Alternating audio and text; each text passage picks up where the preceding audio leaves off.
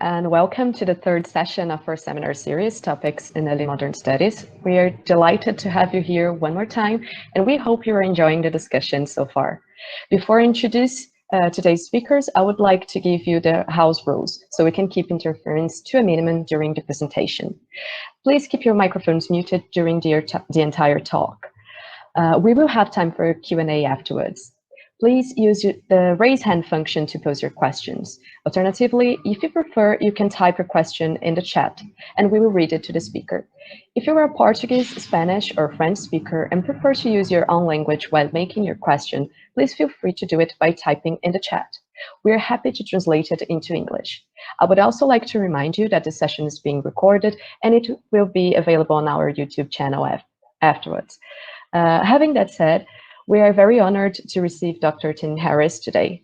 Dr. Harris is a Monroe Goodwin Wilkinson Professor of European History of the History Department at Brown University. He received his BA, MA, and PhD from Cambridge and was a Fellow of Emmanuel College. His research interests comprise the interference of high and low interface, of high and low politics, popular protests, ideology and propaganda, party politics, popular culture, religious dissents in revolutionary Britain, the Restoration period, and the British Empire. He's the author of various articles and books, among them London Crowds in the Reign of Charles II, Restoration, Revolution, Rebellion, and Politics, Religion, and Ideas in 17th and 18th century Britain, which he edited together with Justin Champion, John Coffey, and John Marshall. Without further ado, I would like to thank you, Professor, for accepting our invitation and for being here today, and I will give you the floor now. Well, thank you. It's a great honor to be invited to speak in this seminar. I went to the first one. I thought it was terrific. So one of the best ones I've been to. I had a very good speaker there, I think. I'll say that just in case he wants to ask me a tough question afterwards. So I'm going to try and lay down some big ideas about a project I'm working on and then come and focus on one's study, case study, and a lot of this thinking aloud. So I'll be very appreciative of your feedback. So I've got about 30 minutes. It might be a bit longer than that. So I try not to, I try and get through it reasonably expeditiously. I've got a very minimal PowerPoint, just so you don't have to spend all the time looking at me. But there's a title. So it was a commonplace in the 17th century to see political and religious tyranny as a form of slavery. The regicide Colonel John Hutchinson, writing of Charles I's encroachments on the civil and religious liberties of his people, so that nothing would satisfy the king till the whole land were reduced to perfect slavery. Kingship was abolished in 1649 because kings had used their power, quote, to enslave the subject. And such points were made again and again and again throughout the 17th century. The Earl of Shaftesbury, we've got a slide of him, you've got to go to the next slide. The leader of the first Whigs, speaking in the House of Lords in March 1679 about the danger posed by the fact that the heir to the throne was a Roman Catholic, famously warned how popery and slavery, like two sisters, go hand in hand. John Locke thought the ousting of the Catholic James II with the Glorious Revolution of 1688-89 delivered England from popery and slavery. Now, this view of slavery derived ultimately from Roman law, as Quentin Skinner has taught us. Justinian's Digest of the 6th century saw all men and women as being either free or slaves, with slavery defined as subjection to the dominion of someone else. Now, the irony here, of course, is that as a result of its battle against political and religious slavery in the 17th century, England was to emerge as a major slave trading power. By 1683, the English controlled nearly 3/4 of the transatlantic slave trade. And during the first half century of its existence, the Royal African Company would transport nearly 150,000 enslaved Africans to the Americas, mostly to the British Caribbean. Many English Whigs who fought so determinedly for liberty against the threat of political slavery under the Stuarts were invested in the slave trade themselves. Now, I'm currently writing a book for OUP on Britain's century of revolution. So this is going to go from 1603 to 1691-ish. Having done this trilogy of studies, OUP thought it would be a good idea if I did a rebellion, restoration, and revolution. Having done that trilogy, OUP thought it'd be a good idea if I try to tie everything together and make a big statement about Britain's century of revolutions as a whole, filling in the gap that I haven't looked at, the 40s and 50s, looking not just at Britain and Ireland, but also want to look at the empire. Now, as I struggle to write this, I'm not sure if this project is ambitious or just foolhardy, but today I want to explore some of my ideas with you, especially about how empire fits into the later Stuart period, and about how the rise of empire changed public concerns about the threat of popery and arbitrary government. I will then turn to a case study, the case study of John Wilmore, a London merchant and a Whig activist during the exclusion crisis, a crusader against political slavery at home, but who ran a plantation in Jamaica and who defended Negro slavery quite explicitly. And there will be a certain amount of thinking aloud, so I'd be really appreciative of your feedback. Now, the book is covering a wide range of themes, and I was thinking, you know, how can I get a handle on this? And I always tell my students, historians think in terms of three. They can't count beyond three, but there's always three different points of view. So if I were to give three large, big themes of central themes of my book, I would list these perhaps. The conflicts of the 17th century were ultimately about how to hold government accountable.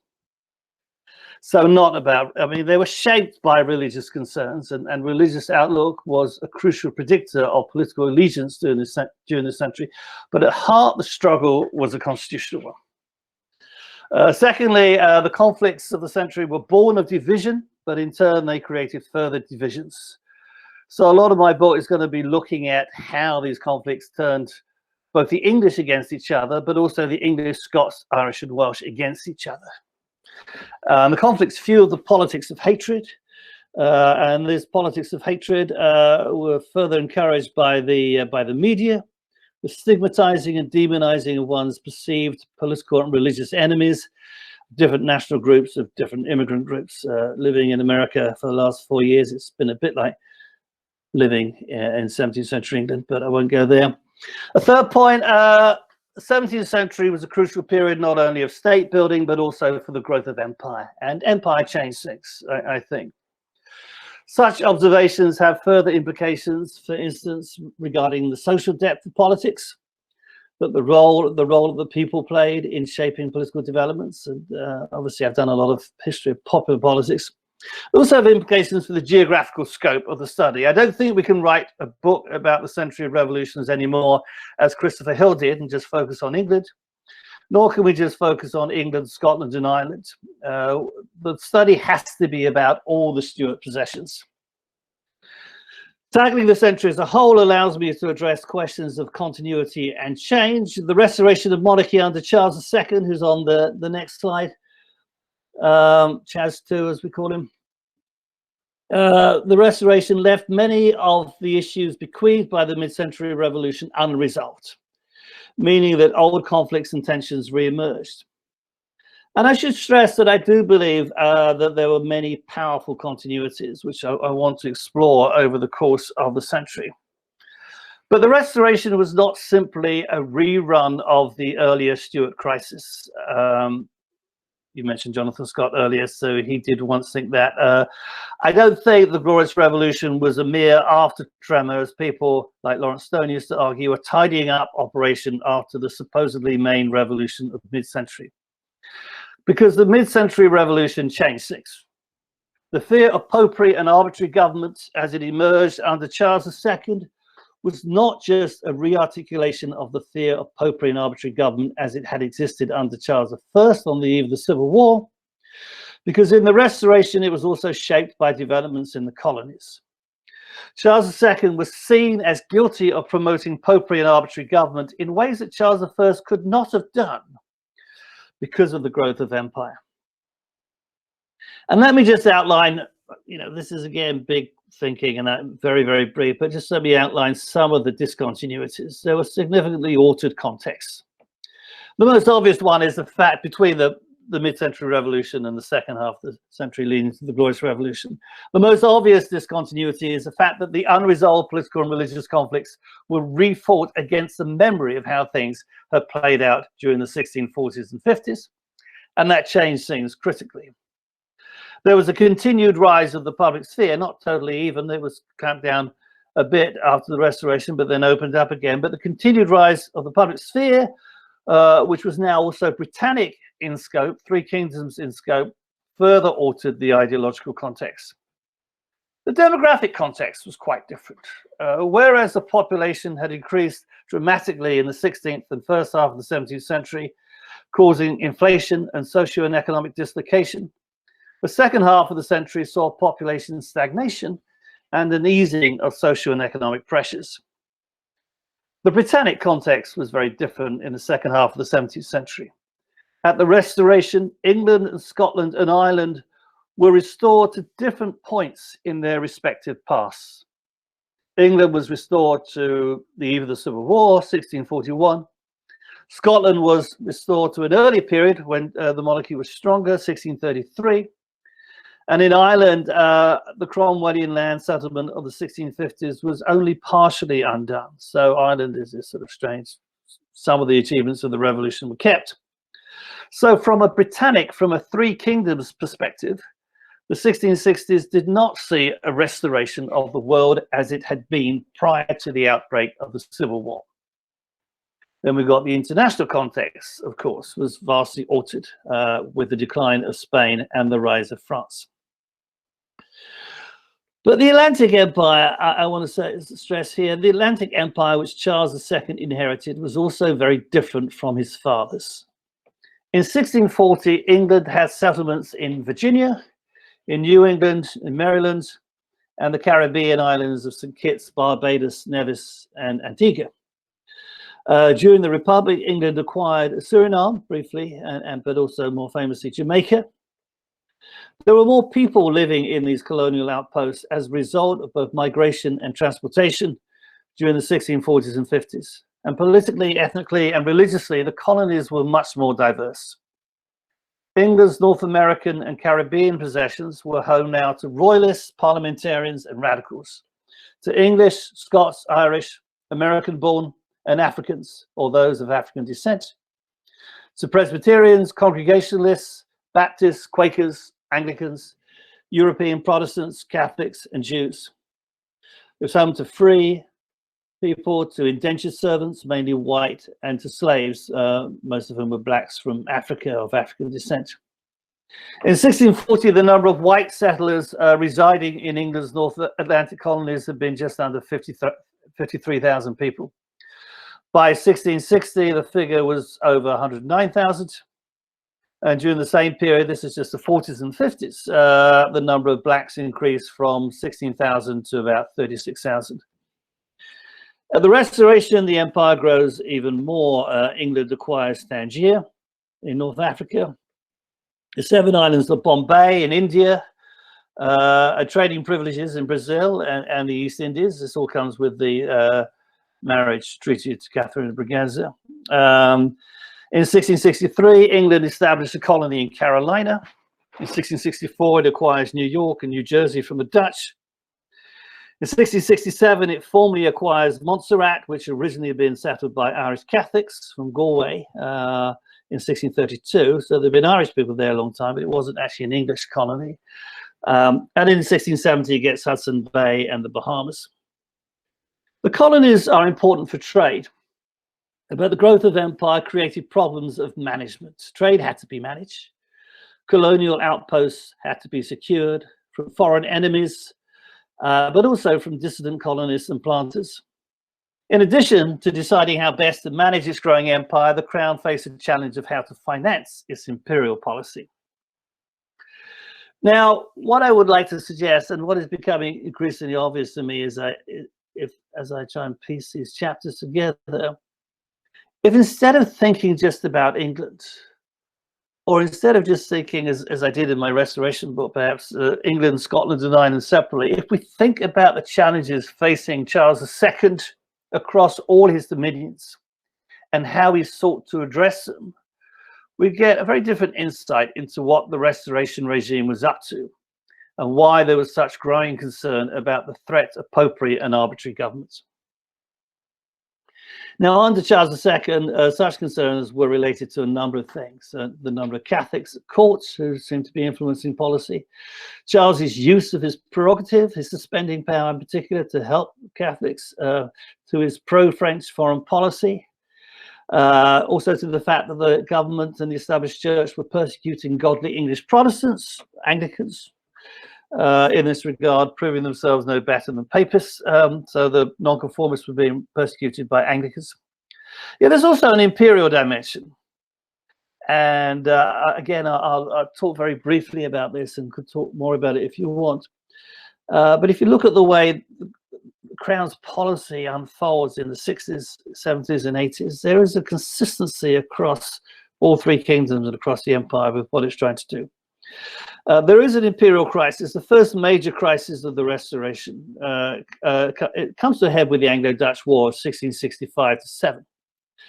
But this has an imperial dimension. It started as an imperial conflict off the coast of West Africa and over New Amsterdam, which is now New York, in 1664. When France joined the war against the English in 1666, the French on St. Kitts kicked out the English. They had hitherto shared the island, and they invaded Montserrat, where the Catholic Irish indentured servants joined with the French against their Catholic Irish overlords. Now, when Clarendon was impeached in late 1667, he was accused, amongst other things, of mismanaging foreign policy and of introducing an arbitrary government into His Majesty's plantations. So after this, there are attempts to tighten up royal control over the empire. First, under the Cabal, 1668 to 73, where we see a policy of trying to enhance the absolute authority of the crown, linked with a policy of prerogative toleration across the Stuart possessions. And then when that policy fails, from the mid-1670s onwards, there's a tightening up of attempt to tighten up control over the empire using Danby's strategy. I mean, he's doing it again for Scotland and for Ireland. But there's a need to try and tighten up control over the empire because of what's going on. We've got Bacon's rebellion in Virginia, you've got King Philip's War in New England, you've got a number of slave revolts in the Caribbean. So the crown has to try and extend its authority, cement its control, and it seeks to curtail the independence of the colonial assemblies. It did not want colonial assemblies passing laws not approved by the king. It also gave more discretionary powers to governors, especially if they needed these powers to keep order or suppress rebellion. Martial law was at times introduced. And such developments obviously raise concerns about arbitrary government. We can see what the Stuarts are up to. Just look at what they're doing in the colonies. The colonies were also useful dumping grounds for Catholic administrators and military personnel. Especially people maybe who'd been loyal to the crown in the 40s and 50s. You could get them out of the country, get them out of England at a time when England was worried about popery at home, and send the Catholics overseas. So Tangier was largely run by Catholics, but there were a lot of Catholics in the Caribbean as well. Now, if one wanted to see popery and arbitrary government in action under Charles II, therefore, I would suggest to you, you could look to Ireland, where you've got popery. You could look to Scotland, where you've got arbitrary government.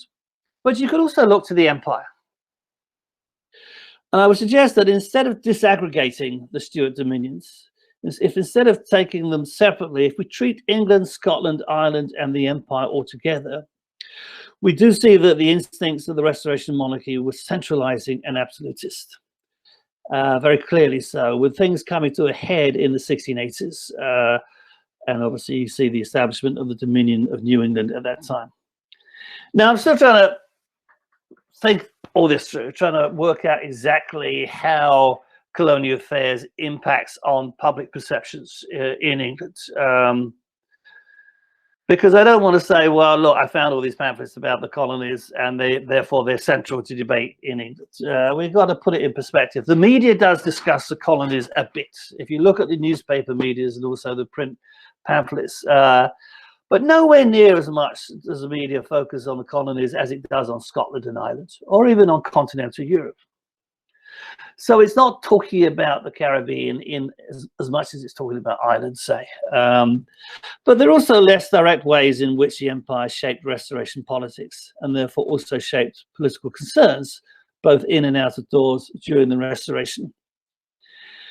The Crown's imperial policy affected its foreign and domestic policies. The pursuit of prerogative toleration, for example, in 1672, at the start of the Third Anglo-Dutch War, or the decision to prorogue Parliament between 1675 and 1677 during the crisis in Virginia and also the crisis in New England.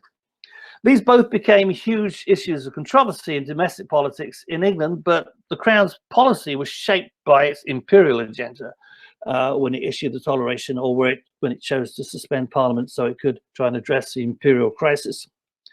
Those who saw the indulgence of 1672 or the extended prorogation of Parliament as evidence of the Crown's leanings towards popery and arbitrary government, as famously did Andrew Marvell in his account of the growth of popery and arbitrary government of 1677, might not invoke the empire when voicing their criticisms. Marvell doesn't mention the empire at all in that tract. But nevertheless, the prerogative toleration and the prorogation were related to the fact that the English crown was now trying to manage domestic and foreign policy in the light of the fact that it had become an imperial power.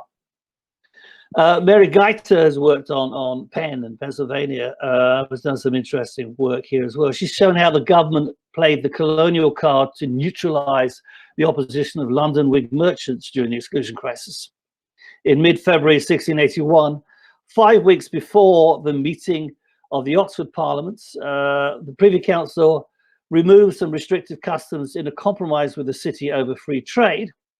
And then just 3 weeks before the meeting of the Oxford Parliament in March 1681, Charles II granted William Penn a charter for Pennsylvania. Now, Charles had moved Parliament from London to Oxford because he was worried about the loyalty of London. He thought it would be disloyal, and it was a very controversial move, but he basically buys the acquiescence of the London merchants, most of whom were Whig leaning, by his colonial policy, the colonial concessions he makes. So there's all sorts of ways in which colonial policy impacts, I think, on domestic politics.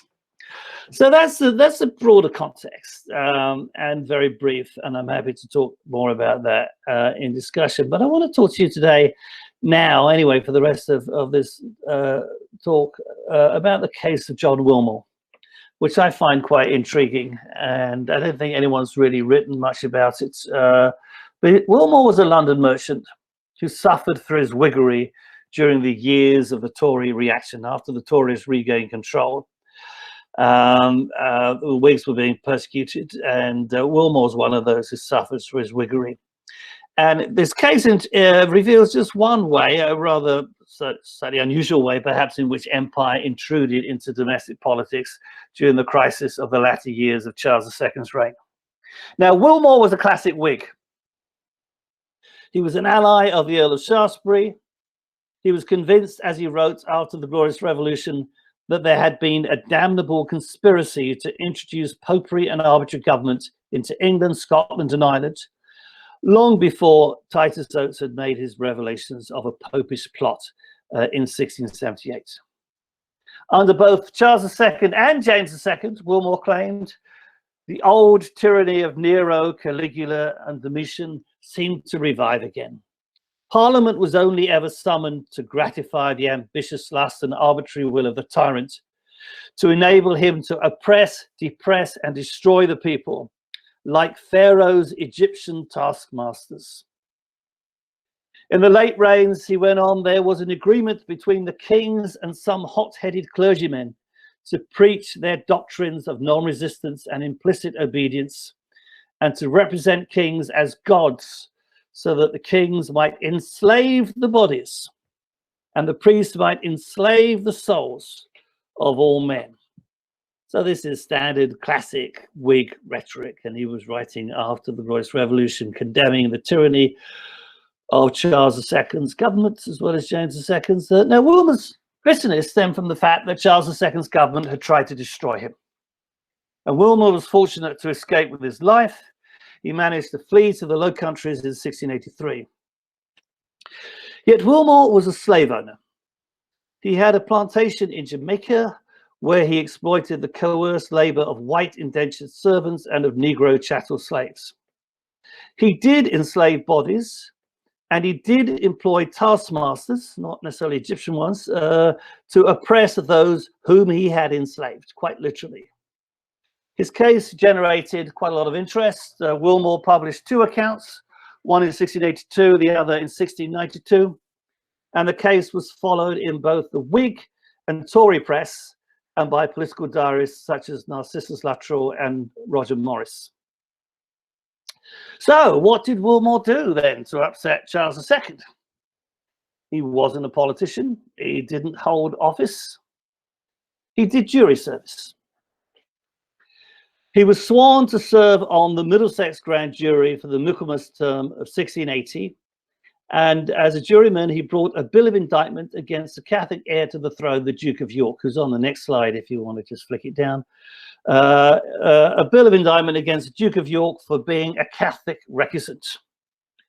He thought that this would facilitate the passage of the Exclusion Bill, which went up to the Lords in November 1680. This was a bill to try and prevent the Catholic heir from coming to the throne. Writing in 1692, Wilmore said that although he believed that no one should be prosecuted for their private religious opinions, he feared that York, as heir to the throne, would overthrow the Protestant religion at home and abroad by his Jesuitical bigotry and his friendship with the French, and also through his influence with his brother, the king. Now, the grand jury found in favour of the bill, but the indictment was removed to King's Bench and the case was never tried. The next year, Wilmore was foreman of the London ignoramus grand jury, which rejected a bill of indictment against the Whig activist Stephen College, accused of high treason in the summer of 1681. Now, there's a slide of the cartoon that College was indicted for. That's the next slide. This is showing Charles II as a puppeteer trying to manage Parliament as he takes it to Oxford. There was also an accompanying verse, which was Republican in tone. And College was indicted for high treason in London for this, and the grand jury rejected the bill, right? Ignoramus. The jury was packed with Whigs who were determined to stop College's case going to trial. When Charles II heard the decision, he was so enraged that he threw his hat and his periwig on the ground, bemoaning, "This rogue Wilmore hath broke all my measures. God's fish, I will have his blood, or ruin him." Now, College's trial was then moved to Oxford. College had not been indicted, so there was no double jeopardy. And Wilmore was subpoenaed to give evidence. He claimed that the Irish witnesses who had come to give evidence against College at his London hearing had perjured themselves. So to stop Wilmore from appearing, Secretary of State Sir Leoline Jenkins had Wilmore arrested on suspicions of high treason on the 13th of August. College is going to be executed, found guilty at Oxford and executed. After being detained for 2 days, Wilmore was examined before the King at Hampton Court, and then he's sent to the Tower of London. Now, Wilmore, classic Whig, protesting against the abuse of the law, classic city Whig, he protested the proceedings against him were illegal. There was no accuser. As a citizen of London, he should only have been served by a warrant by the Lord Mayor and imprisoned in the city. The Hampton Court warrant claims, the King's warrant claimed that there were informations against him, but it did not state who had given these informations or before what justice they had been deposed. Wilmore was detained in the Tower of London for over 15 weeks. He was allowed, for the first 6 weeks, he was allowed neither pen, ink, nor paper, nor any visitors, not even his wife. Inquiries were made whether Wilmore had ever been out of London so that his case might be moved to another county. There was an attempt to suborn witnesses against him. His friends petitioned 2 successive sessions at the Old Bailey for his trial and release, but that didn't work. A delaying of justice, Wilmore believed, which was an absolute breach of Magna Carta. And during this time, the government tried to ruin Wilmore financially, urging those to whom he owed money to call in their debts. Now, Wilmore was a merchant. He owed a lot of money at the time, £10,000, but without pen, ink and paper, not being allowed visitors, he had no way of settling his accounts, and his people were forced to sell goods at any rate just to cover his debts. And he was detained until the last day of Michaelmas term 1681, when he was brought, when his habeas corpus was brought to King's Bench, and he was released on bail of £9,000, which was over £1 million in today's money. A personal bond of 3,000 and 4 sureties of to cover the remaining 6,000. And he was bailed along with other leading Whigs detained on suspicion of treason, including the Earl of Shaftesbury. Now, upon his release, Wilmore was soon active again in Whig circles. When they were trying to promote the candidacy of the Duke of Monmouth as an alternative Protestant heir to the throne, to the Duke of York, they had rallies in London, and they're going to have a feast for the London supporters of the Duke of Monmouth and the Earl of Shaftesbury in Haberdashers and Goldsmiths Hall on the 21st of April. And Wilmore was responsible for organising this feast and for printing the tickets. The Tory journalist Roger Lestrange thought the tickets were, quote, an egg of an association, i.e. a treasonous plot against the government, and were intended for distribution amongst the scattered churches, the nonconformist churches. The Privy Council banned the feast and ordered the train bands to be out in force on the 21st to stop the London apprentices having their feast with the Duke of Monmouth. So the next day, the 22nd, some 600 Whig London apprentices staged a Pope burning, parading an effigy of the Pope through the city, shouting, "No Pope, no Papist, God bless the King, and God bless the Duke of Monmouth," whom they wanted to be the designated the next heir. Now, shortly after this, Wilmore was indicted for allegedly kidnapping a boy who was under the age of 13, a boy called Richard Sevitor, different spellings, and spiriting him away to his plantation in Jamaica. Now, spiriting was an old problem. The first English case was recorded in Somerset in 1618, when the Virginia Company was accused of spiriting away young women to be wives for its settlers. There had been various attempts throughout the century to clamp down on the practice, especially spiriting away children. It was widely believed that those spirited were being sold into slavery. Technically, they were contracted as indentured servants, although indentured servants were often treated quite badly. In September 1661, the Barbados Assembly passed an act stating that servants who had died could not be buried until their bodies had been examined to prove that they hadn't been killed by violence by their masters. In 1688, the Attorney General for Barbados, Sir Thomas Montgomery, complained to the Lords of Trade in London that poor white servants were used with more barbarous cruelty than if in Algiers. Irish servants, it was said, were treated so badly by English planters in the Caribbean that they were, quote, derided by the Negroes and branded with the epithet of white slaves. Now, they weren't slaves. Let's acknowledge there was a significant difference, and I'll come back to that in a minute. Now, John Waring, who studied this, has found 249 cases of spiriting away servants in the period 1640 to 1708. Involving 353 men and women. And spiriting was so common by the Restoration that it became the subject of satire. The kidnapper Trepand of 1675 told how an unfaithful husband tried to sell his wife into service in the colonies so that he would be free to continue his love affair with his mistress. But the ship captain dupes the husband and takes the husband instead of the wife.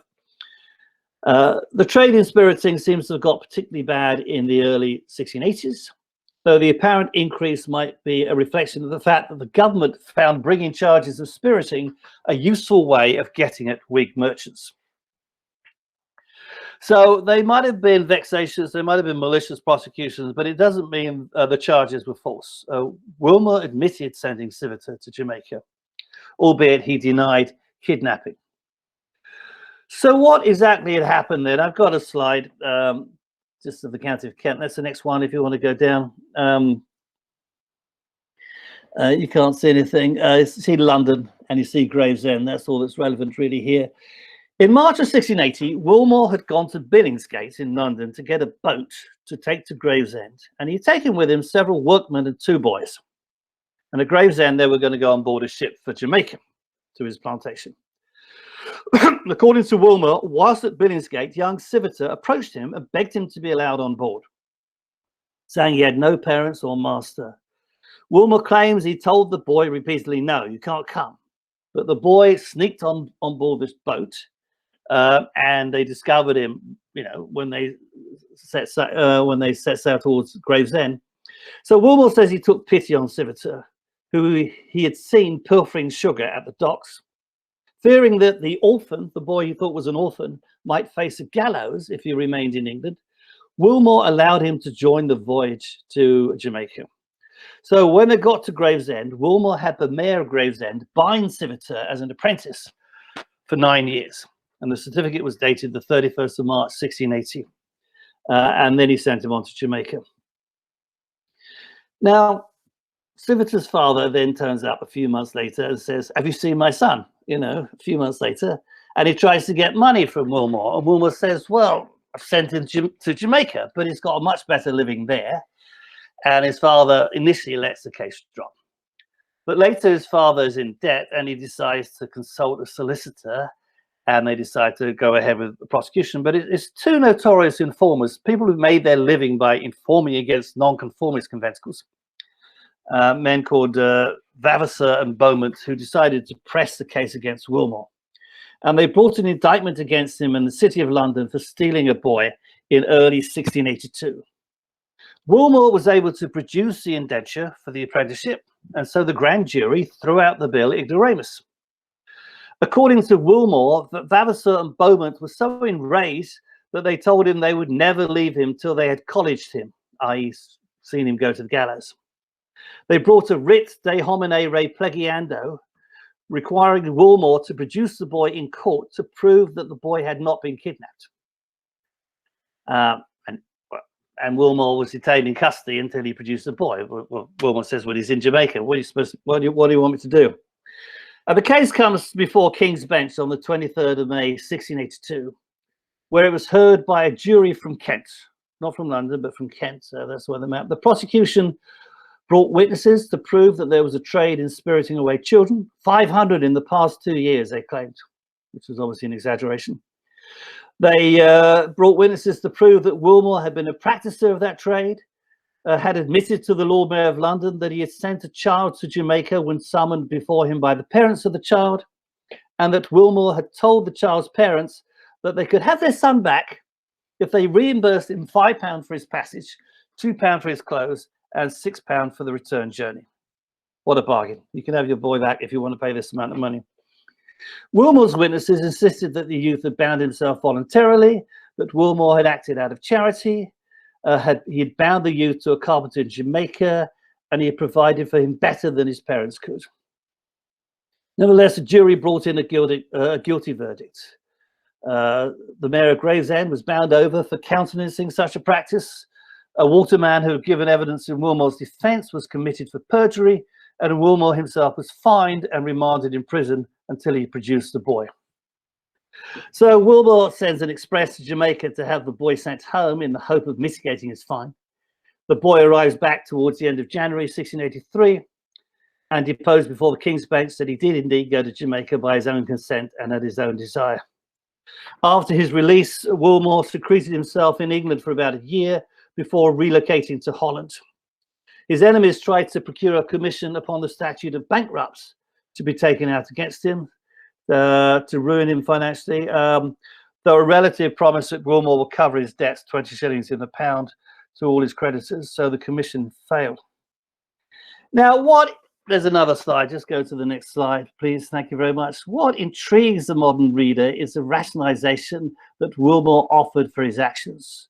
There are two tracts he published. This one is 1682 and the next one is 1692. It's just a cover sheet. If you want to show that, you can do.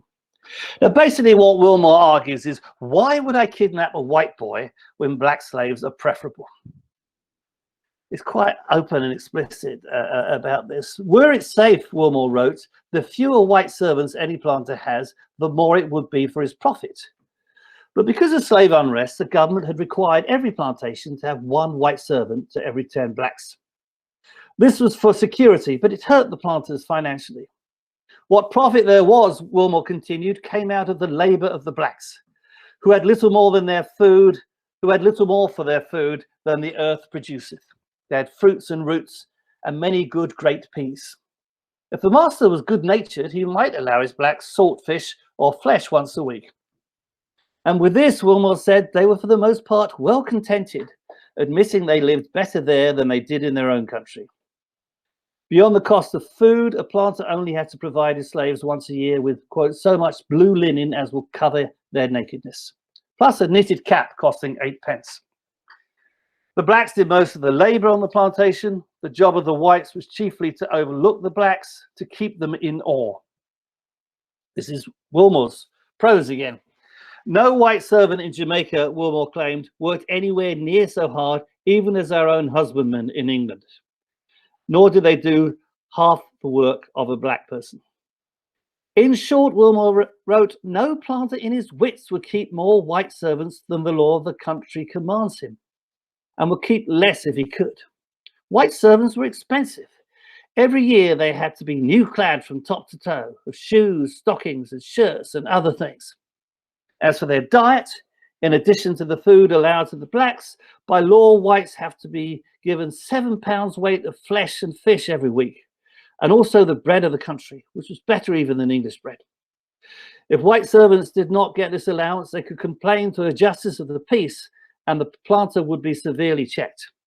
And once white servants had worked out their term, they were allowed land that they could plant for themselves. Some of them had even been known to acquire very good estates. Coming to the end, I'll try and get to this quite quickly. The Tory press has a field day over Wilmore. They follow Wilmore's tribulations. Lestrange does in his Tory periodical, The Observator, which is set up as a dialogue between a Whig and a Tory. When Wilmore was first arrested in August 1681, Lestrange's Whig character notes how Wilmore's detention had made a mighty noise about the town, and how Londoners looked upon Wilmore as a kind of martyr for the liberties of the people and for the authority of the City of London.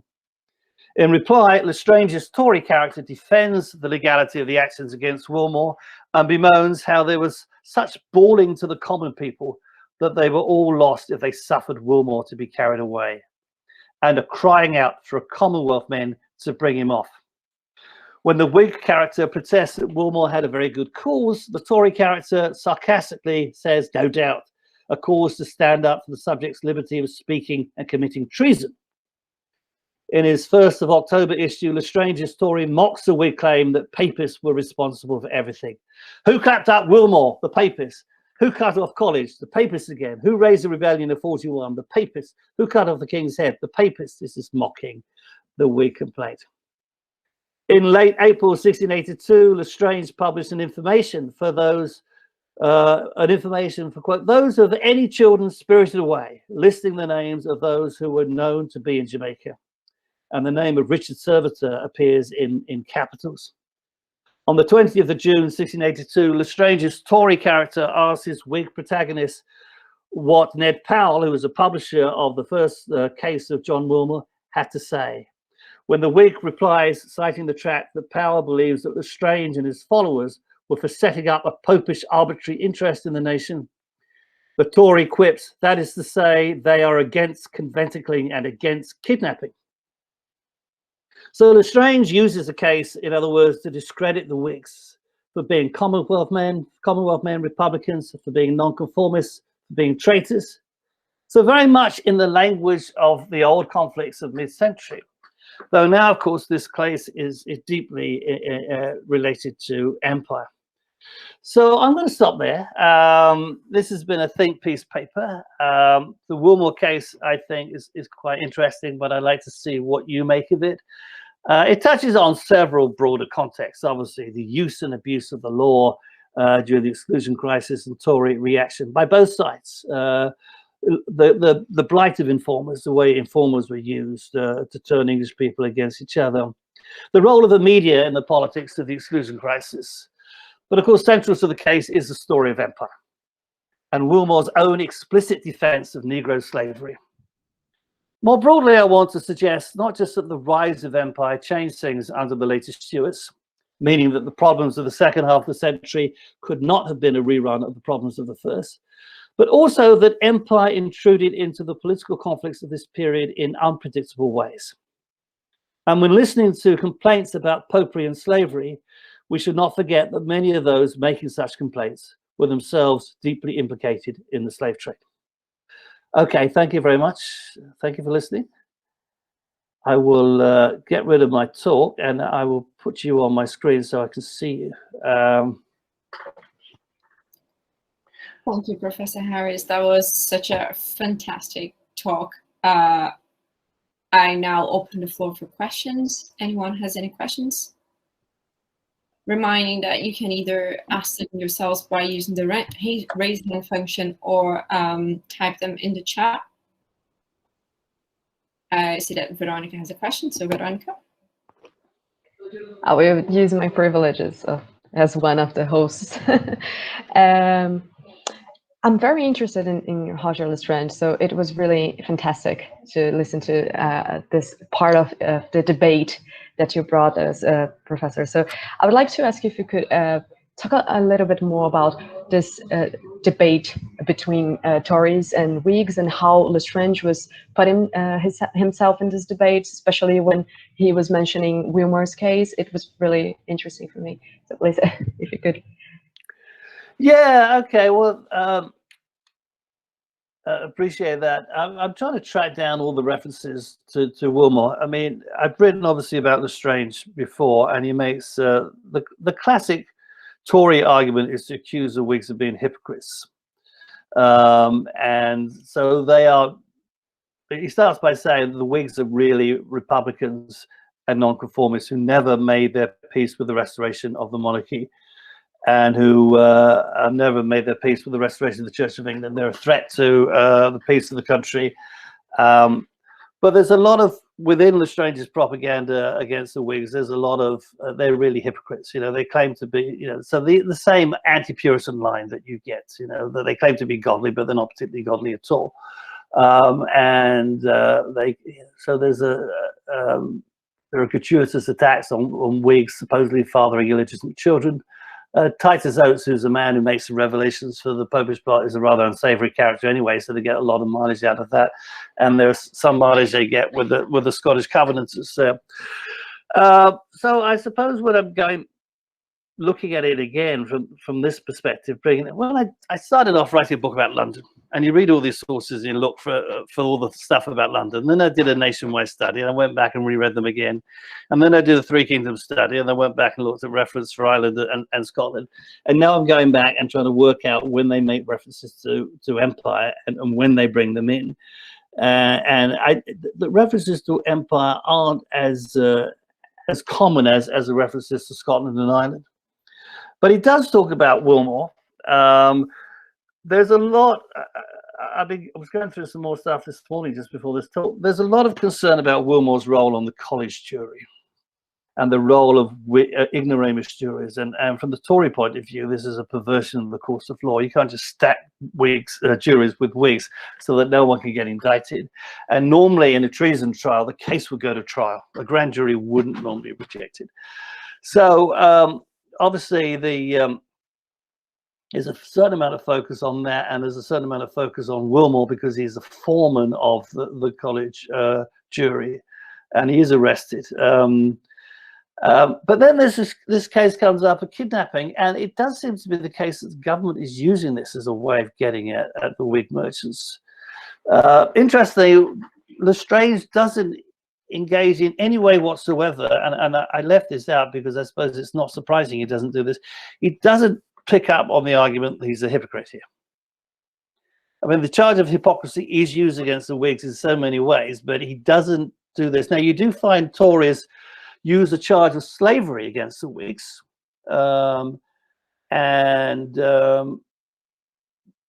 they do this. John Norton, who is a Tory clergyman who writes propaganda that's in the same vein as Lestrange, he has this very brief passage in one of his tracts against the Whigs, The Character of Rebellion, 1681. He talks about how the Whigs are challenging the charters in the colonies because they want to they want to give the assemblies more rights in the colonies. One of the reasons why they want more rights in the colonies is they want to be freer to control their own finances, but also freer to import more slaves. They want to break the monopoly of the Royal African Company. So Norton does talk about that. Out of 10 points, that's a ninth point, that they want to discharter the colonies as well and set up their own governments there.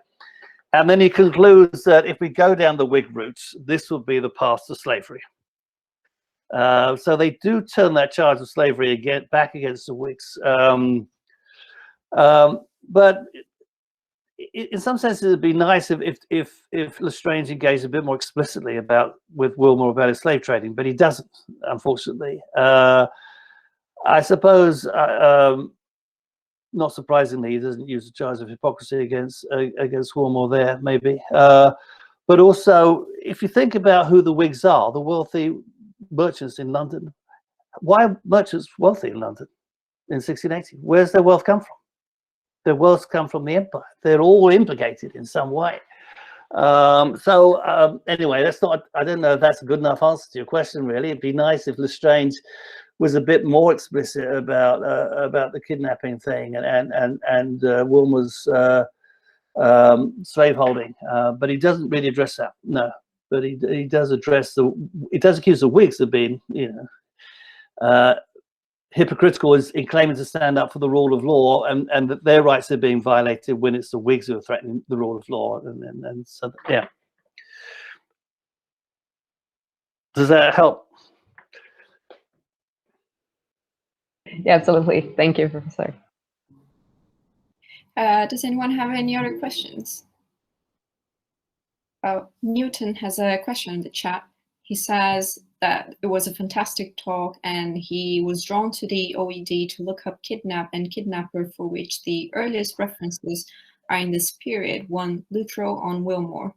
Kidnapping seems to exist at first solely in this idea of taking away to the plantations. Is this largely because of Wilmore, this post-Restoration empire? Thank you, Newton. So no, I mean, it starts earlier. John Waring's book. I have two houses, and I'm in lockdown. So some of my stuff is in England, and some of my stuff is here. So my Waring is in England because I was working on this when I was last there. Waring says it starts really in England very early on. I think the first case is from Virginia. There are laws introduced in the 1640s to try to stop this practice, spiriting away children. So they call it spiriting. So I'll have to look at the OED again.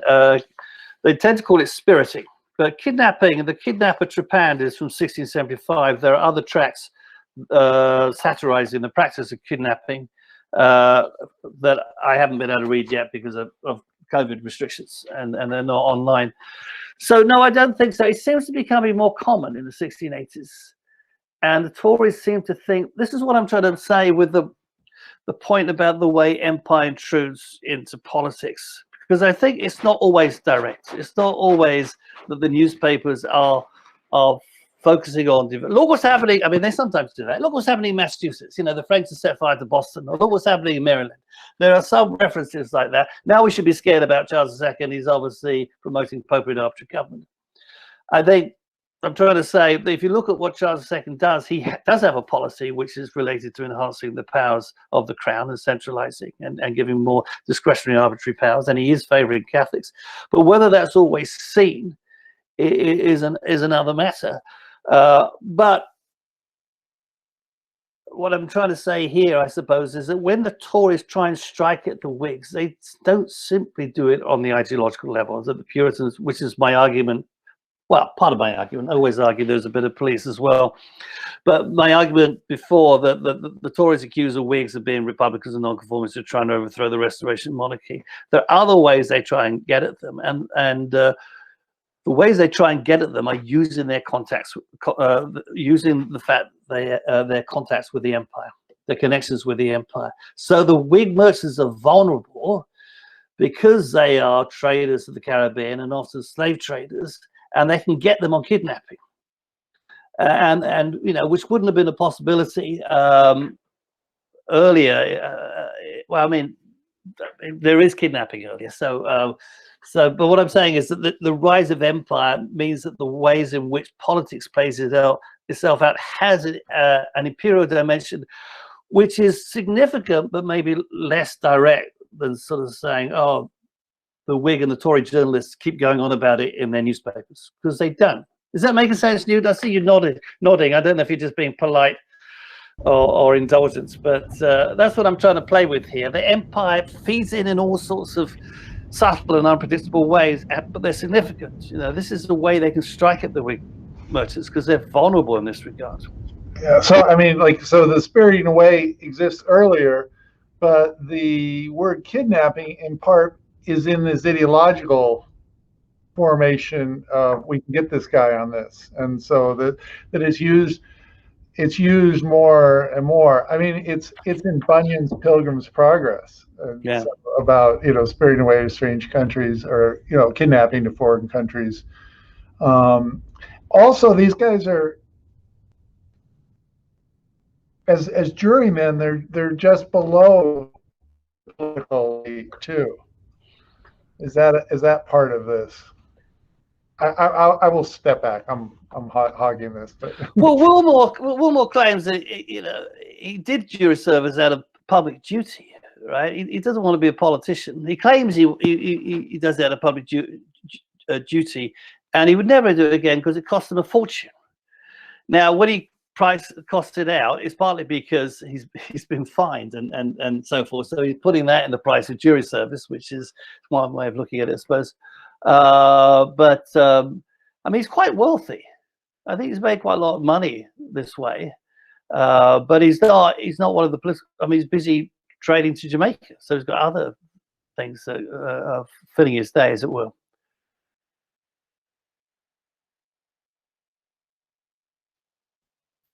Does anyone have any other questions? No. Stephen Carroll has one in the chat. Do Lestrange and other Tory writers attack Wilmore mostly while Wilmore is still based in England, or do they continue to do so once he left? Well, the thing is that the government shuts down the press at the end of 1682, which is when Wilmore flees the country. So he makes it to the Low Countries. And so Lestrange's Observator keeps going to 1687. But Lestrange's Observator is really picking up on it's not a newspaper really, but he does address matters of the day, as it were, that are very current. So he picks up on Wilmore then. So no, there's a certain amount of stuff around the whole series of treason trials involving College, Shaftesbury, and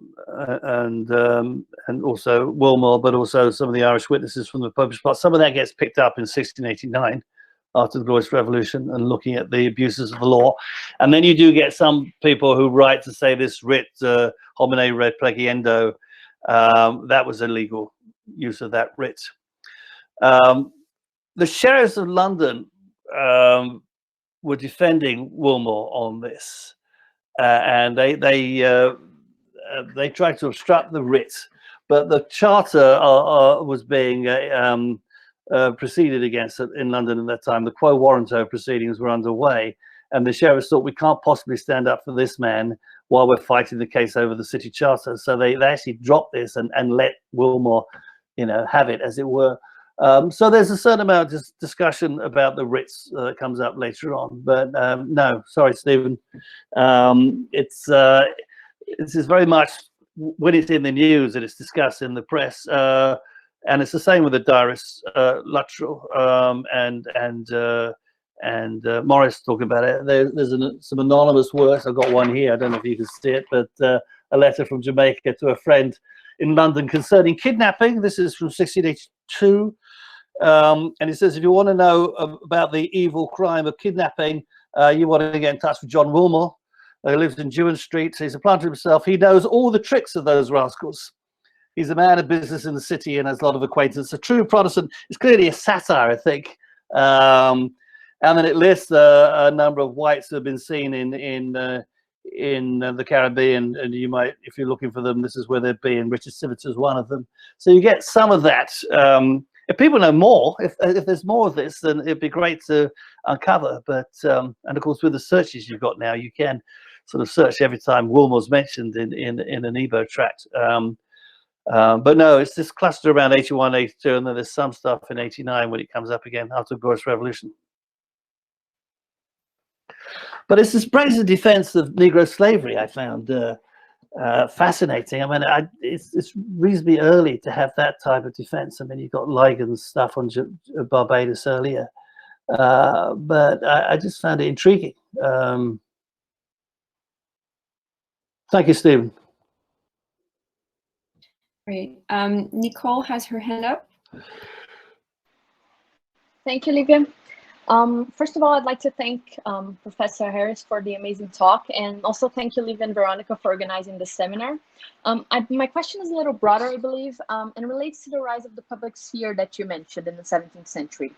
I study consumption of coffee and tea, and I know that consumption of different goods and empire are directly linked and, of course, moved, especially in the 18th century, by slavery.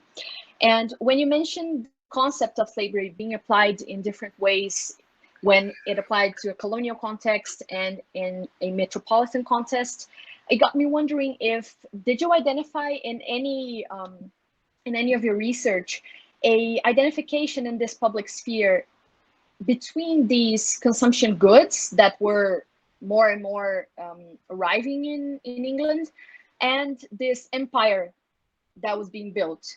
Not only tea and coffee, obviously, because at this point there weren't exactly empire products, but other goods in general. Did you identify anything in the discourse relating consumption to the empire? Yeah, it's a good question. Let me think about it, because one of these things, if you start off as a local historian, you tend not to think globally. So trying to think to the global perspective, which I'm now trying to do, which is good for me at my age, I think. Obviously, you get coffee houses, which the Turk's Head, I think there's a Jamaica coffee house in London. So you obviously have those. And the Whigs do meet in coffee houses in London, which are quite extensive in London. A lot of them in London by the 1670s, first come in the 1650s. One thing I did find interesting, and it's something I worked with years ago when I did my book on London crowds. But in 1659, there's a petition from the apprentices of London complaining about the decay of trade, and they're upset because the army has seized control from the rump, and they want to have military government. They want to have a full and a free parliament, and they complain about their economic plight, and they say, what hope do we have for the future? Where are we going to earn money from, blah, blah, blah. And then they mention Jamaica. Is all our hope going to be in Jamaica? It's a throwaway line. So it's not that they go into a long explanation of how they think Jamaica fits into this. But I thought this is intriguing that London apprentices in November 1659, and we've only, I mean, they got Jamaica in 1655, but they haven't really got it firmly until the Restoration. I just thought it was interesting that they thought that their economic future might in some way be tied up with this new colony. So that I found intriguing. I'm not sure what to make of it, but in terms of public awareness of the empire, these are, late teenagers in London who are obviously thinking about Jamaica in the late 1650s. So there is some discourse about that. Obviously, when you get to the fire of London, well, the reason why London burns as it does is because of all the warehouses filled with highly flammable goods, many of which are from the colonists. Anyway, I don't think I've answered your question maybe directly. I mean, maybe you could share some of your own insights into this, how you see it fitting in, so I can think more constructively about it. Sorry, I don't think I've asked. Yeah. Yeah, that was just actually because usually I look into it as a more of a long period situation. But I was wondering, because usually people identify the perception of empire growing, especially in the coffee and tea trade, only after 1710 or the 1720s. And I was wondering if there was anything before that people could have missed because they were not looking into specifically this period or this period in isolation of the rest. Yeah. But it's interesting. It's an interesting petition to see the growth of perception of Jamaica. Yeah, there's that. I mean, there is a certain amount of discourse about the French threats in the Americas, right, in the 1670s and into the early 1680s, and it gets more extensive, that discourse, in the late 1680s. So that's certainly there. What's interesting about the Second Anglo-Dutch War is that the French, when the French get involved in that, it becomes a war in the Caribbean, and the Irish on Montserrat's side with the French. And there's a certain amount of stuff that comes out after the war about the barbarous Irish and their activities in Montserrat, which you would think would feed into the stereotype that the English have of the barbarous Irish, which they do re-invoke in Exclusion Crisis because of there is an Irish dimension to the plot, and so they bring up all the 1641 literature on the barbarous Irish, and sort of, it would be nice. This is why I expressed these caveats halfway through the paper. It would be nice if they did that, and look what the Irish are doing on Montserrat. Except they don't do that. You know, there are printed papers that come. The papers that are printed in England which don't have title pages. And following Jason Pesey, Pesey has suggested that when they don't have title pages, often they're printed for a committee in Parliament for consider, but they're not to be considered, but not for public consumption. So you do get a few things like that, but then I begin to wonder, well, is this widely consumed, or is this just people in Jamaica or people in Montserrat complaining to the appropriate parliamentary committee of the laws of the trades? So I think it's sometimes difficult to unravel. There is a growing awareness of the empire, and the empire is certainly being discussed in the media at this time, but not as extensively as Scotland and Ireland clearly is. I mean, I think there clearly is an awareness of the Britannics publics. Well, there's both a Britannic public sphere, and there's an awareness of the Britannic dimension to politics during the Exclusion Crisis. And what I'm saying is, although empire, I think, is another factor, I don't want to get it out of proportion, that it's not as relevant as Scotland is in the media. It's not represented in that extent, but if that makes sense. Mm-hmm. Yeah. Because there is a certain tendency amongst historians to say, especially in my field, and maybe you can think of people who've done it, I hope I haven't done it myself, to say, I found this obscure source, no one's looked at it before, this is central to everything, and this changes our understanding, and everyone else has got it wrong before, and this is now the right answer. And I'm trying to say, this is not it, right? There is a lot of continuity with the past, and they're fighting the old battles. They're often fighting the old battles very much in internalist ways, thinking about English politics and not really thinking outside that box too much. If they are, they're going to think about Scotland and Ireland. But in fact, this factor is intruding, and it's intruding in all sorts of subtle ways and significant ways, but maybe not always the most directly obvious ways. But there are also these different campaigns that are fought. So there is a campaign against Pope and arbitrary government being fought out by the people in the colonies, in the colonial assemblies, which is distinct from but parallel with the Whig campaign. Anyway, I'm wittering now because I'm still thinking this through. Your questions are helping me think this through, I suppose. Yeah, that's why it's very helpful. I don't know where I am, so I don't know if I'm sitting in front of the screen, or I do have a tendency when I can't hear people to lean towards the camera, which I know is stupid because I can't hear you any better just because I get closer. But anyway, I try not to lean in front of the camera. That's good. Wonderful. Professor Hessayon also had his hand up. Thanks, Tim. That was great. You can hear me okay just now? I can see you now. Yeah, good. Okay, yeah. I can't see me. So, all right, okay, good. Yeah. No, thank you. That was great. I was particularly interested by the Wilmore case. I didn't know much about it, and that was really, really illuminating. I wanted to. I agree with a lot of what you say about the broad brush, and you made me think about stuff, and it makes me think, can I push you a bit further on this? One of your ideas, which I'm in full agreement with, and you'll know much more than me about it, is how much of what happens after the Restoration is a response to the memory of the 1640s and the 1650s. How about pushing that into the colonial context as well? So if we think about Bermuda, if we think much earlier about Providence Island, and the one place that I know a little bit about, which is the Bahamas. Oh. Robert Brennan's done some work on that. I've done a bit of work on it in relation to something else, where there's an attempt almost at experimenting at forming republics before the republic has come into being into England. And what I'm asking is whether the move towards an absolutist, centralized post-Restoration regime is also reacting to the attempts to try out and experiment with Republican stroke utopian forms of government in parts of the empire as well, and that's another factor in the thinking that's making them react strongly towards it. A sort of thought experiment. Yeah, that's good. Yeah, no, I need to know more about the Bahamas. That's one of the ones I know less about. And when I started writing this book, I started writing in 1649, and went forward, and then I went back. And so there's a lot on the earlier period I need to look at. And my Brenner is locked in my office, which I haven't been to for about a year. We need to talk.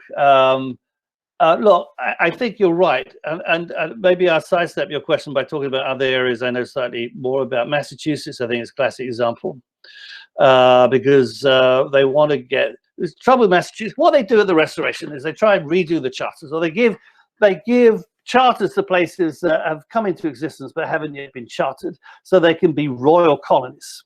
And they can have a royal governor. So they're doing that. They do that with Connecticut, and they do that with Rhode Island, and they set up Carolina. But they can't do that with Massachusetts. They want to do it with Massachusetts, but Massachusetts already has a charter. So they say, well, I'm sorry, Charles I gave us our charter, so you can't have it back. And Charles was trying to take it back in the 1630s. But I think they just said no, or pretended they never got the letter or something, and then the Civil War broke out. So there is that concern, and there is, I don't know if you know Adrienne Weimer. She's doing a book about. Do you know Adrienne Weimer? There's no reason why she's at Providence College. We did a book manuscript session with her book. A great book is going to be. She's looking at Restoration New England, but one of the things they want to do, they do make Massachusetts stop executing Quakers. They say you shouldn't be doing that. And they say, okay, we stopped doing it anyway. We stopped last year. So some of that argument, I don't know if you know about this, but Mike and Adrian didn't necessarily agree with me. So I still have to work this out. It's a royal prerogative. It's a view of divine right monarchy, really, that only a divinely ordained monarch has the right to take a life. Right. So this is linked to conceptions of sovereignty, I think. And this is, maybe I'm listening too much to my former PhD supervisor, Mark Goldie, but no one has the right to take a human life. This is why kings are godlike, because they do have that right. And I see, so there is that conflict going on in Massachusetts, and it takes them till 1684 when they eventually cancel their charter. But that is tied up with that whole prehistory.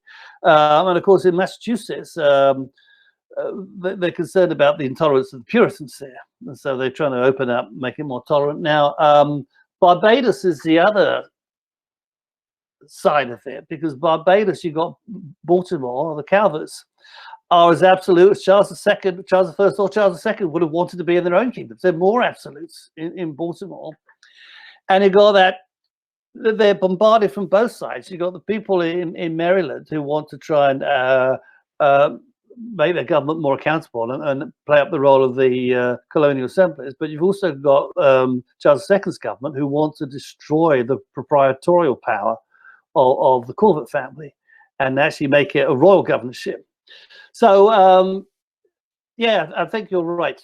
That's a good insight. I don't know if my thinking aloud with you has helped on that. I need to know more. I think that's really helpful, particularly your point on charters, because you see that a lot in the Caribbean as well, with the issuing of charters, which annul the previous issuing of charters or land grants and patents that are happening during the Commonwealth or the Protectorate. So that sort of redistribution, in the same way that there's a land redistribution after the Restoration in England, as you would expect, but I think that story's been neglected in the Caribbean, and so the type of things that you're thinking about, it's better to be thinking about it much more broadly than to think about it narrowly, even if it's not the big story yet. So yeah, no, I think it's very helpful, and I think it shows more clearly that there clearly is an absolutist agenda that the Restoration monarchy is pursuing quite aggressively. I mean, what happens is that things get messed up by politics, right? So they do these things, and you can see that they have a plan that it's going to work for England, Scotland, and this is particularly true for the Cabal, for example. What they're doing,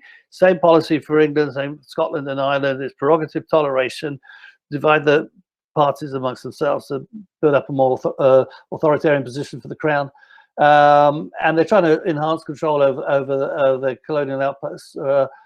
But of course, things get in the way, like Parliament protests against what the King's doing in England. What the Cavalier Parliament's causing trouble. Oh dear!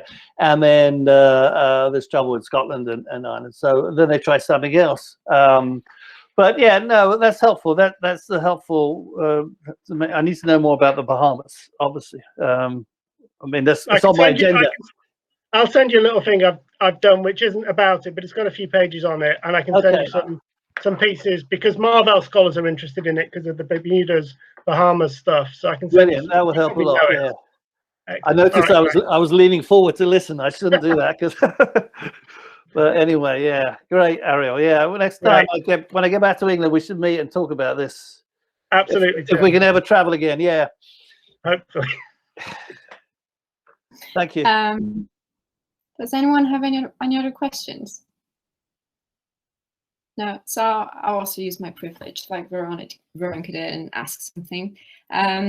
Professor, you mentioned that the overflow of pamphlets and literature about the matter of freedom and political and personal liberties, and how slavery was not acknowledged in that, and it seems quite weird to perceive both those debates so dissociated. And it's indeed quite curious when you stop to think about it.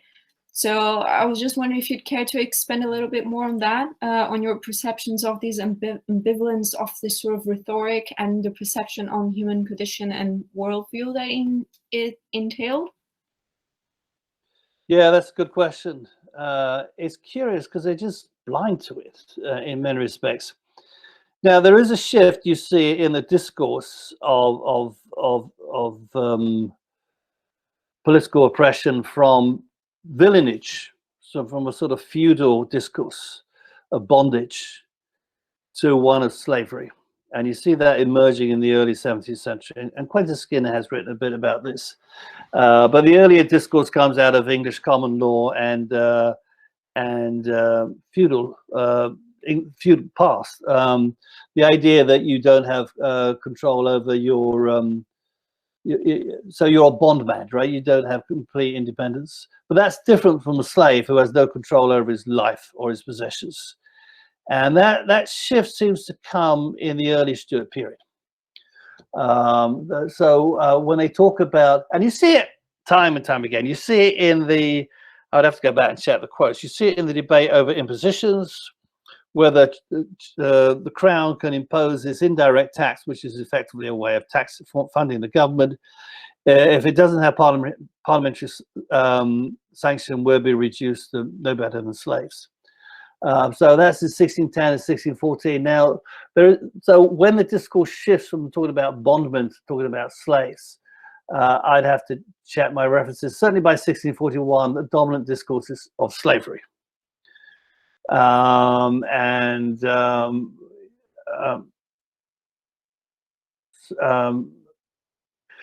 whether that has I'm thinking of different things at the same time, trying to think what to say next. So whether that has to do with the growth both of the slave trade and of the growth of England's empire, so England is more aware of slavery as a commodity, Negro slaves as a commodity.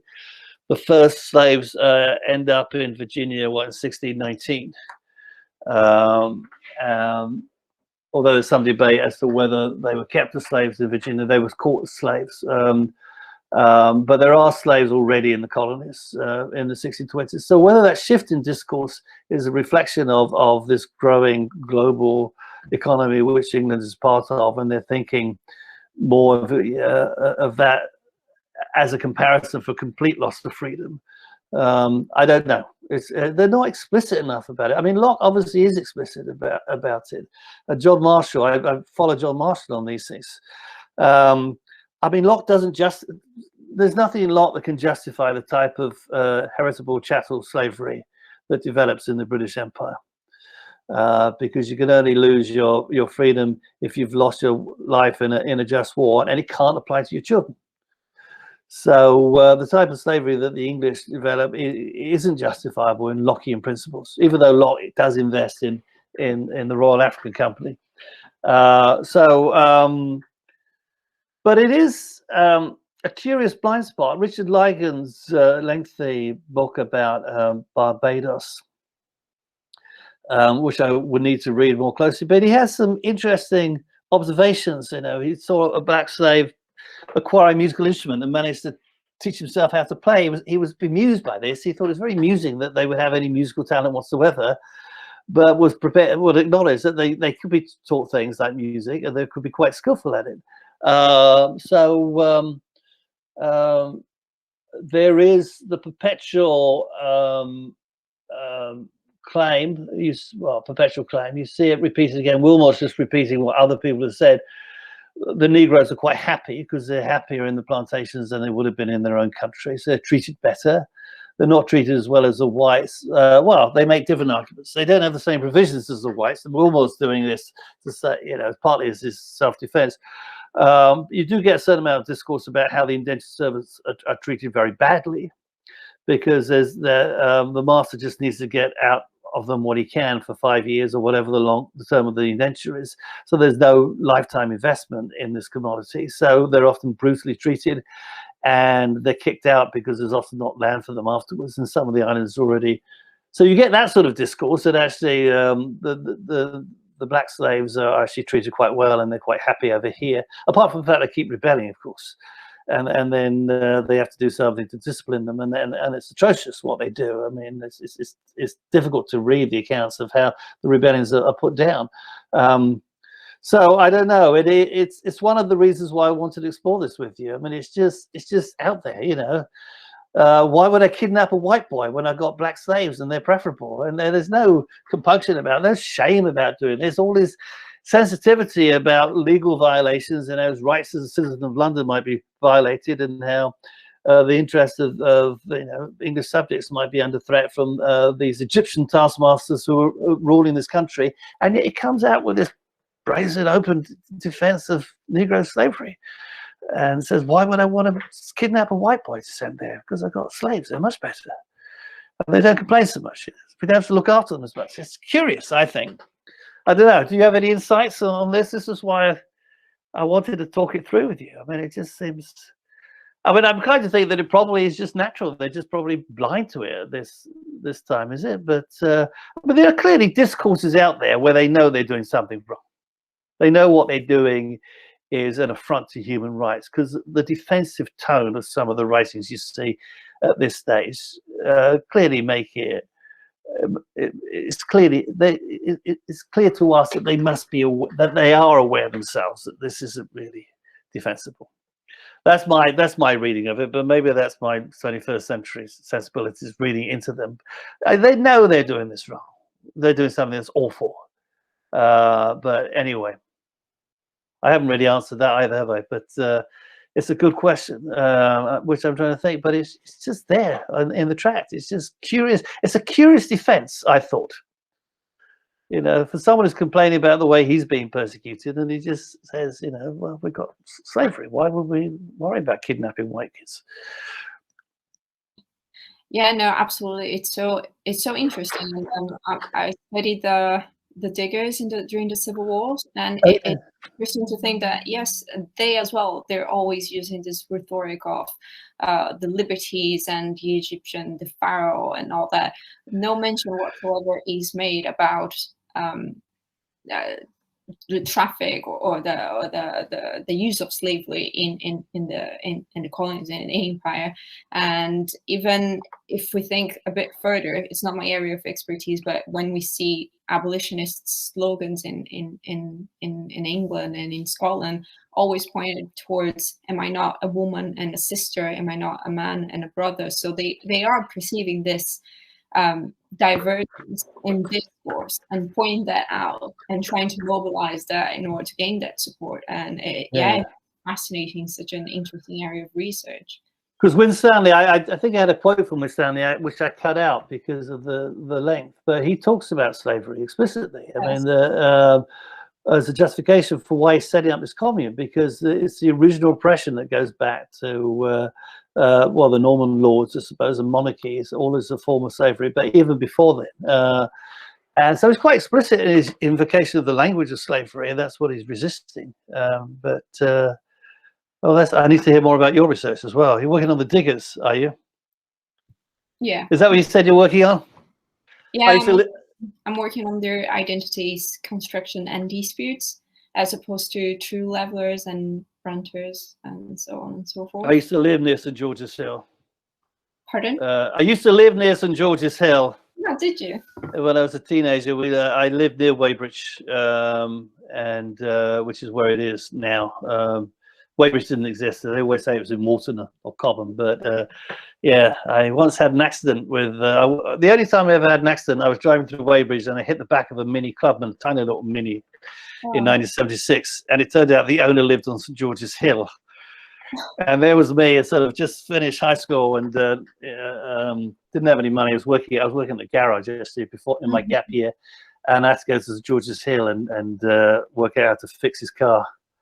Fortunately, I was working in a garage, so one of the mechanics helped me fix it for him. But so yes, and the interesting thing about the digger, anyway, it's another subject. But one of the interesting themes I'm interested in my book, which is totally different, is the the way it's the local community that reacts against the diggers, right? It's the way that people turn against the diggers and they attack them and destroy their houses and barns and so forth. So this politics of hatred, the way the English are divided amongst themselves. And the government initially says, oh, they're just a bunch of mad people, we can leave them alone. But anyway, I should talk to you more about your work some other time, maybe. Sounds interesting.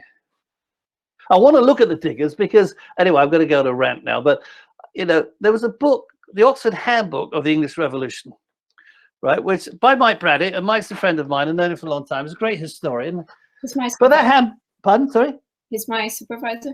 Is your supervisor? Okay, well, Mike Braddock, maybe this is why he's doing it. That book leaves out the radicals. Of course, the English Revolution can seem less revolutionary if you leave all the radicals out. They're in the Laura Noppers one, Tim. So they're in the Laura Noppers one, which is the one I use for teaching. If I want to teach the radicals, I use the Laura Noppers one. But they should be in the Oxford Handbook of the English Revolution. If you leave out the revolutionaries, you're going to have a revolution that conforms with the revisionist image of the revolution as being not radical at all, you know. I agree with you. So I wanted to write about the diggers. I thought I'm not going to cut space by leaving the diggers out. But you got one of the most revolutionary groups there. If I'm going to write a book on England's century revolution, Britain's century revolutions, I'm going to put all the revolutionary groups up there. Steal Ariel's work when I can, steal your work where I can when it comes out, because they're important. And I think what's thinkable is important as well. So just to say they're the lunatic fringe and the tiny minority, that misses the point as well.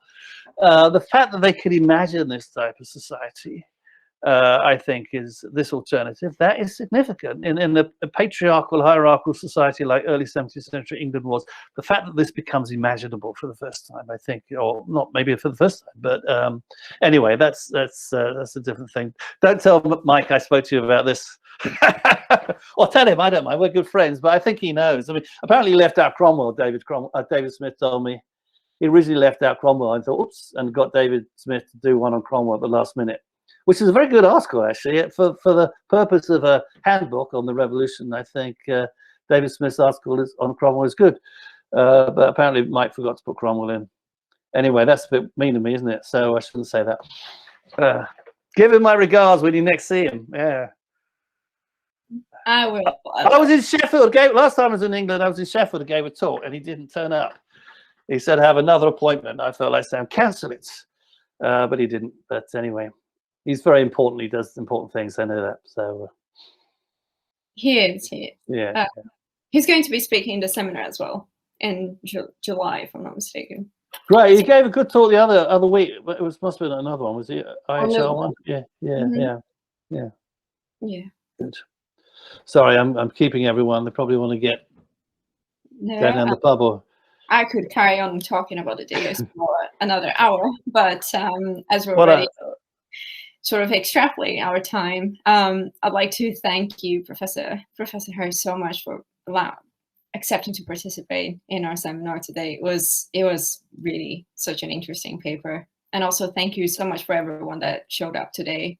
Here in England, it's a very sunny day, so I appreciate everyone that chose to stay indoors instead of going out in the sunshine. And I think it just points out how amazing this talk was to draw English people away from the phone. So yeah, that's very well, that's very kind. Thank you. But it's lovely to meet you all. Thank you for coming. Yeah.